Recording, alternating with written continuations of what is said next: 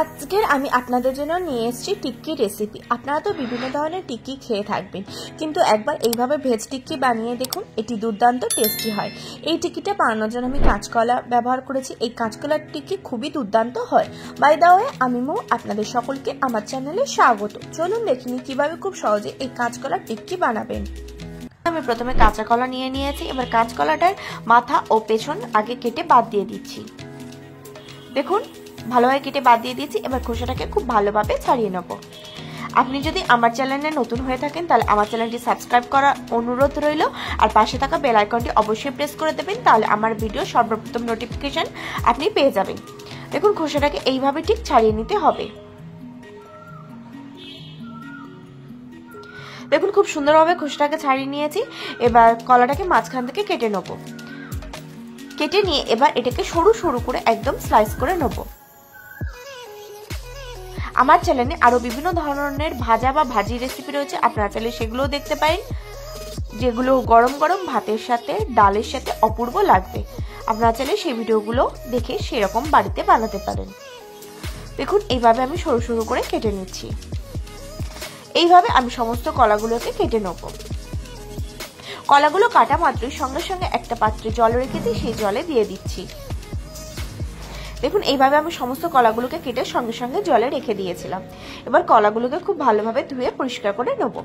এদিকে একটা পাত্র নিয়েছি, তাতে জল গরম করতে দিয়েছি। এবার এতে অ্যাড করে দেবো পরিমাণ মতো নুন, আর দিয়ে দেবো কিছুটা পরিমাণে হলুদ। এবার এটা ফুটে যাওয়া পর্যন্ত অপেক্ষা করব। যখন এটা খুব ভালোভাবে ফুটে আসবে তখন গ্যাসের ফ্লেমটাকে মিডিয়াম টু লোতে দিয়ে কলাগুলোকে দিয়ে দেবো। এবার কলাগুলোকে একটুখানি এই মিডিয়াম টু হাই ফ্লেমে ফুটিয়ে নেব। তারপর গ্যাসের ফ্লেম লো করে কলাগুলোকে সিদ্ধ করে নেব। আমরা 80% থেকে 85% সিদ্ধ করব। তারপর কলাটাকে খুব ভালোভাবে ছেঁকে নেব। দেখুন, আমি কলাটাকে খুব ভালোভাবে ছেঁকে নিয়েছি। এবার কলাটাকে চামচের সাহায্যে হালকা করে স্ম্যাশ করে নেব। দেখুন, আমি খুব ভালোভাবে স্ম্যাশ করে নিচ্ছি।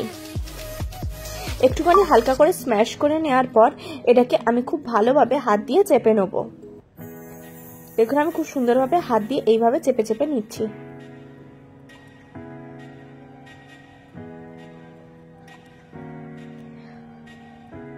দেখুন, এইভাবে আমি কাঁচকলাগুলোকে রেডি করে নিচ্ছি।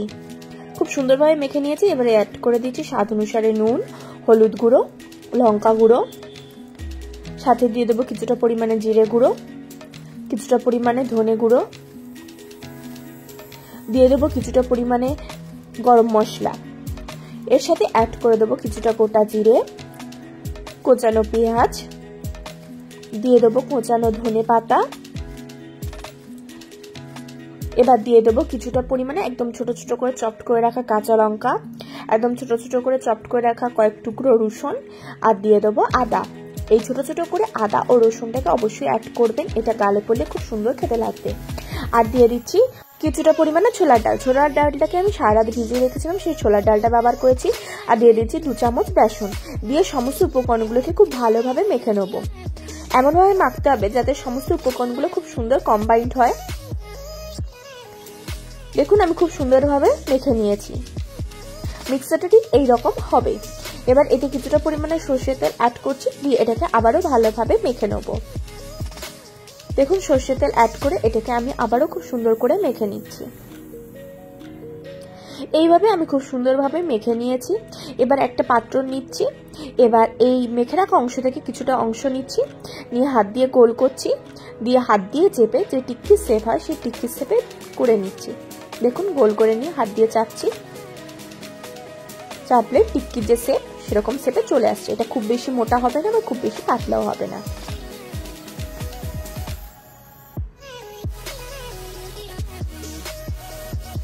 দেখুন, ঠিক এইভাবে।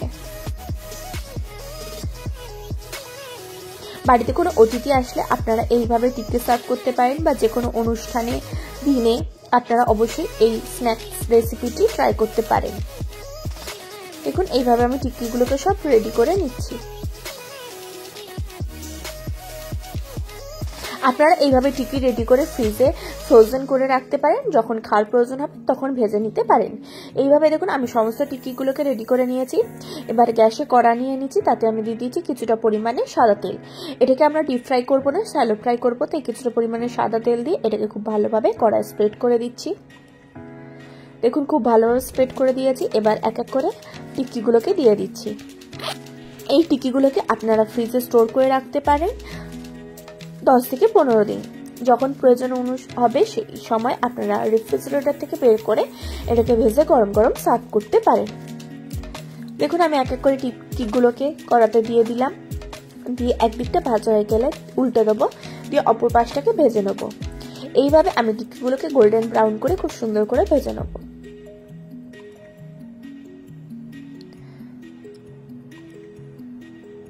এটা খুব সহজে ইজিলি তৈরি হয়ে যায় আর খেতে হয় দুর্দান্ত টেস্টি। ছোট থেকে বড় সকলে খেতে এটি খুবই পছন্দ করবে। সন্ধ্যার ইভিনিং স্ন্যাক্সে আপনারা এটা ট্রাই করতে পারেন। দেখুন এইভাবে উল্টে দিয়ে আমি দুপাশটা খুব সুন্দর করে ভেজে নিচ্ছি।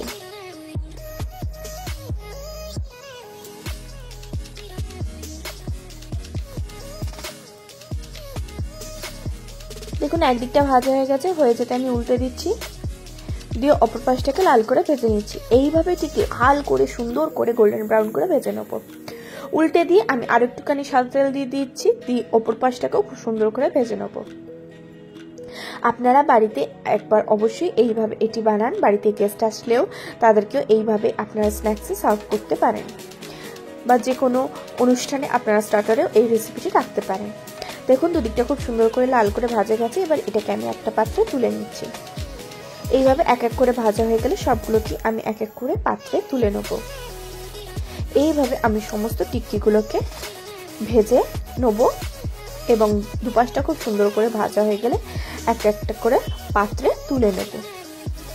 এবার এটাকে আমি গরম গরম পরিবেশন করে দেবো সসের সাথে। দেখুন কত সহজে ইজিলি অল্প সময় তৈরি হয়ে গেল আজকের এই রেসিপি কাঁচকলা টিক্কি। আপনারা বাড়িতে অবশ্যই এই পদ্ধতিতে একবার কাঁচকলা টিক্কিটি বানান, ছোট থেকে বড় সকলে খেতে খুবই পছন্দ করবে আর এটি খুবই টেস্টি হয়।